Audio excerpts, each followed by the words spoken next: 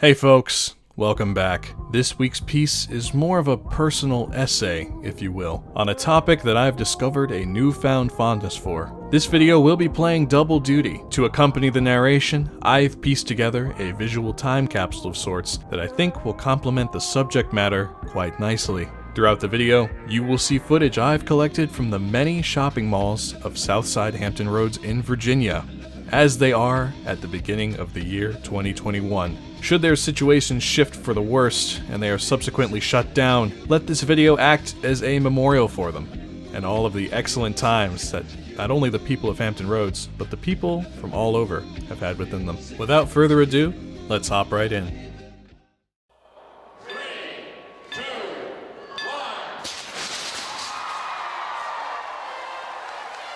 The festivities kicked off Friday. Let the shopping begin. I officially welcome you to MacArthur Center. Join the celebration.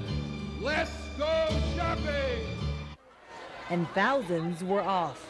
About 72,000 people packed the mall on opening day.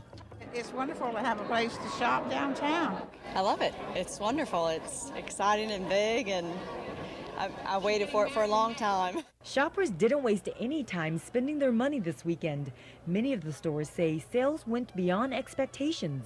So it's very busy today, but we're delighted, yes.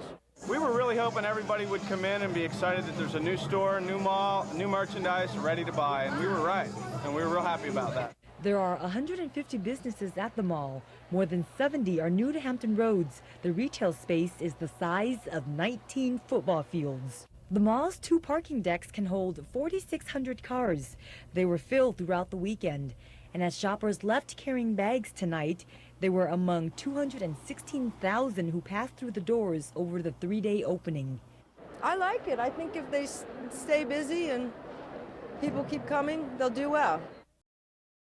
Close your eyes and think back with me. Imagine it's Friday night, around 7 o'clock. School is out for the weekend. The year is somewhere in the late 80s or early 90s. You don't have a car, but you know your mom or dad is aware of how you spend the weekend evenings of your youth. You go to the shopping mall. You've got some money to spend and no time to waste. You polish off that can of Pepsi, shut off your Nintendo, and like clockwork, you hop in the car. It's time to go. Your friends are there waiting for you. The highway street lamps throw intermittent beams of light through your backseat window in perfect time, teasing the unlit screen of your Game Boy seemingly to the beat of the Michael Jackson song quietly playing from the car's cassette player. You finally arrive at the mall's front entrance. Your mom or dad beckons you to stay safe, but you hardly hear them as you swing the door open. After adjusting your outfit, checking your hair and shoes, you approach the bustling entrance to the attractive, glowing monolith of capitalism before you. A treasure trove of products at the ready to satisfy any need you could ever imagine. Just inside are your friends, ready for a carefree night of company. They jeer at you for being late, and their voices fly up into the atrium air among hundreds upon hundreds of other excited voices, underscored by the smooth sounds of a radical jazz arrangement that echoes faintly against the tiles that line the floor. The neon glow of every store sign inside lets you know that they are open and ready for your envious eyes, but not before you go get a slush puppy from the food court. Nothing could ever take away this feeling.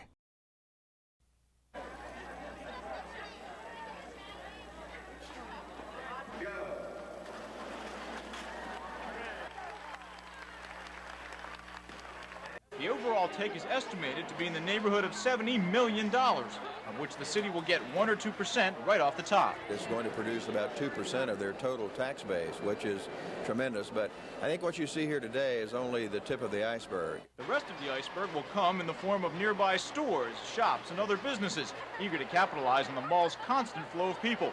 Business and political leaders hope there will be people from all over Hampton Roads and Virginia here at Chesapeake Square. The merchants and the people who work in this mall have tied themselves to its economic success, so it's not surprising to hear them say they believe Chesapeake Square will make it. A lot of gambling goes into building the mall, but I think we have what it takes to stay inside the mall and make it prosper.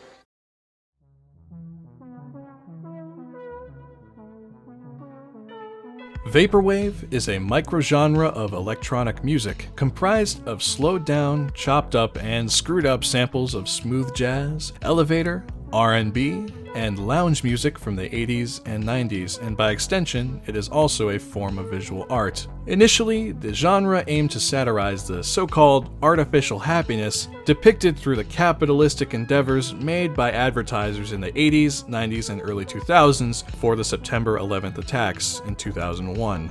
As Vaporwave has developed, it has also become an ironic nostalgia farm for people like me who, subconsciously or not, long for that quote, simpler time before the world changed. When listening to a Vaporwave artist like Saint Pepsi or Windows 96, I get eerily familiar feelings of nostalgia for the simple pleasures and carefree lifestyle that advertisers of the time wanted you to believe you could have in those days. It makes me want to go back. But there's an issue with that. I was born in the late 90s. September 11th is one of my earliest memories. Sure, I got to grow up before smartphones and laptops really took off and became practical for casual use, but why am I so nostalgic for a time I didn't even live through? Perhaps this longing for the implied superiority of that time period is sorely misplaced, for lack of a better term. This man looks like Peter Nero because, well, he is Peter Nero. Well-known jazz pianist trio provided the entertainment as nearly 2,000 specially invited somebodies in the community helped welcome Greenbrier Mall to Chesapeake. And if mall officials wanted to impress their guests, they did. There were plenty of other tables full of food, too. So at least 50 pounds of 4 different kinds of meat, that's over 200 pounds. And you figure everybody will eat it up? Oh, definitely. It's going like crazy. We can't even keep up with it. Greenbrier is the 8th enclosed mall in the area, but just the 1st for Chesapeake. And city officials, all of whom seem to be here tonight, are hoping their new shopping center will mean thousands of dollars in tax revenue for Chesapeake in the years ahead.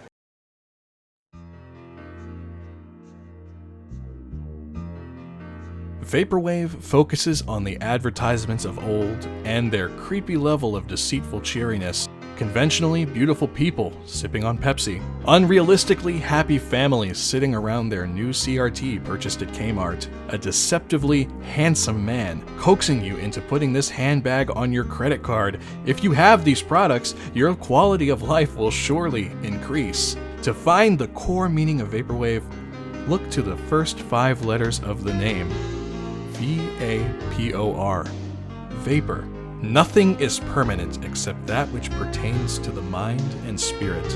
Those Pepsi cans that those models were drinking out of, they now exist as a minuscule fraction of the waste problem we now face. That CRT that family was so excited about now lies in the same landfill as those Pepsi cans. That handbag that you put yourself into horrendous debt for now has holes in it and has been rendered unusable. In a way, the products or the drive to have them owned us more than we owned them, and that's still true today. There was a lot of hoopla at the Lynn Haven Mall's last day of grand opening ceremonies, but the shoppers seemed to lap it up like milk. The tug of war was fierce but friendly. At the helm of one team, Jamie Farr of the television series MASH, and heading the other, Victoria Principal, one of the stars on the Texas soap opera Dallas. Both were there to help promote the opening of the mall. The Lynn Haven Mall has 160 spaces for stores, and 94 of those are filled. Mall officials say they hope events like this grand opening will help the rest of those spaces get filled as well. In Virginia Beach, Penny Williams, The Daily News. A more striking monument to the fickle beast that is capitalism is the now defunct shopping mall that you once frequented. You can go in, but your friends aren't there. The only familiar pieces in this now defunct maze are the tile floors and silhouettes of the stores that once occupied the hundreds of spaces, now empty. The jazz music still plays, but it's more pronounced now, as there are no voices to contend with, and it echoes through the lifeless halls like a sorrowful moaning of a forlorn ghost. These malls stand as cavernous altars to the ideals that both created and killed them. Like a vapor, the so-called happiness provided by this dull, rotting shell now lives on in the only permanent way it can, in your memory.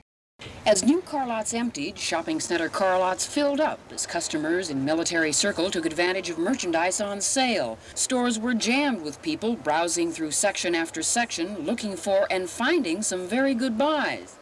Tremendous difference. $178 suit for $54. That's a big difference. All you need is a little money.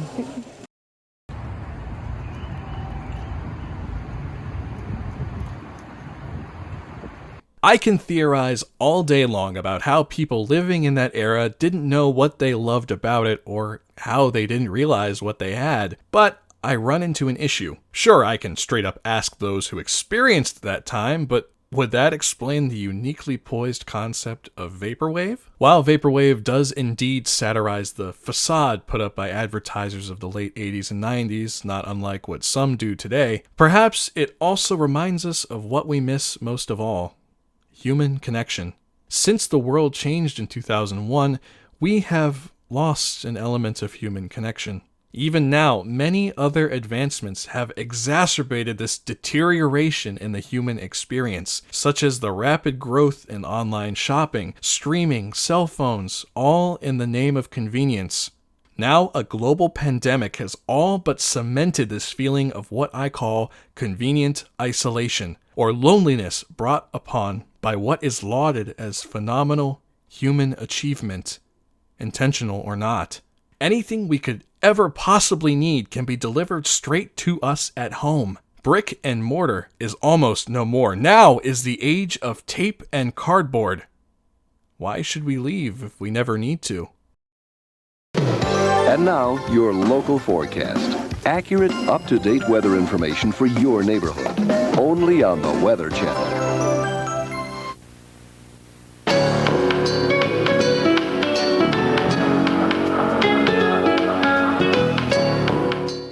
In conclusion, I myself cannot put my finger on the exact reason vaporwave is so powerful. I did a lot of thinking on it, and I can at the very least think of a personal connection I have to it. Old Weather Channel broadcasts from the late 90s and early 2000s are often used as material for the genre. I can remember watching the local on the 8s at my grandmother's house early in the morning on her old CRT, the gentle jazz music playing behind those charming little icons, only interrupted by a vaguely robotic-sounding male voice who systematically read information about the forecast in our area. Watching this channel meant that adventures were coming. The mall in that area was a frequent destination for us. It meant we were going to do fun things with other people.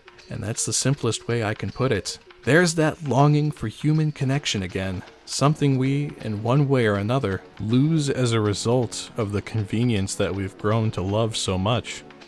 I'd like to thank Connor and Coral for their help in piecing this project together, and you for watching. I am now in the process of learning to put my own thoughts to paper, and this project feels like a substantial leap in the right direction. I understand that my train of thought may seem disjointed or unorganized as a result, but trust me, I am trying to improve that as I write more and more. Please, I invite you to engage in discussion with me. Let me know what you think and what your thoughts are on the subject. Once again, thank you, and I'll see you next time.